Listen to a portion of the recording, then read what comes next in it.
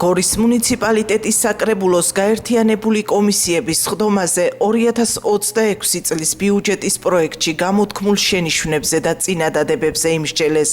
პროექტის მიხედვით მომავალი წლის ბიუჯეტი შემოსულობებით 102 მილიონი ლარია. საკრებულოს თავმჯდომარის მარლენ ნადირაძის თქმით, წლის განმავლობაში მოხდება ბიუჯეტის კიდევ ზრდა, რაც შეეხება შენიშვნებს, მისივე თქმით, ნაწილი გათვალისწინებულია, ნაწილზე კი მერია იმუშავებს.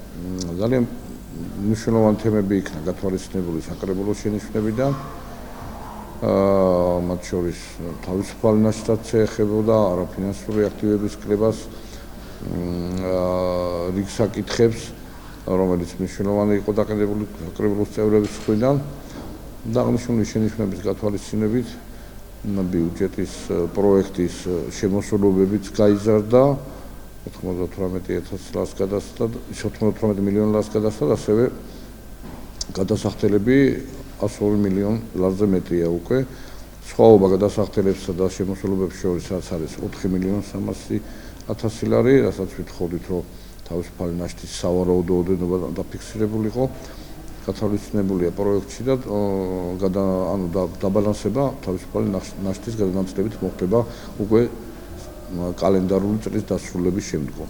102 მილიონზე მეტია. რა თქმა უნდა, მე შემდგომში ამას მომდევნო წლის დასაწყისში დაემატება რეგიონებში განსახორციელებელი პროექტების ფონდიდან გამოყოფილი თანხები, მაღალმთიანი ფონდებიდან გამოყოფილი თანხები, გამყოფი ხაზის მიღმა გამოყოფილი თანხები, სოფლის დახმარების პროგრამა იცით, ესეც დაემატება.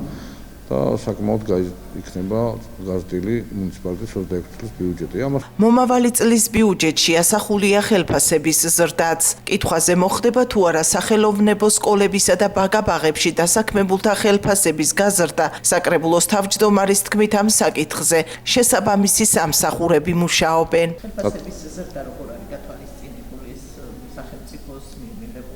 ეს სახელმწიფოს მიერ მიღებული პროპორციების მიხედვით იქნება, რა თქმა უნდა. შეეხება სამუსიკო სკოლებს, აიპებს, ბაღების, საბაღების სამხატვრო. დიფერენცირებული ხელფასები არის აქ, რომ მუშაობს ამაზე შესაბამისი სამსახური მერიისა და კულტურის განვითარების ხელშეწყობის სააგენტო, რომ ამ საკითხზეც მოხდეს გადაწყვეტილების მიღება ისე, რომ ხელი შეუწყოთ ჩვენს პედაგოგებს, რომელიც აღნიშნულ დაწესებულებაში მუშაობენ და როცა იქნება საბოლოოდ პროექტი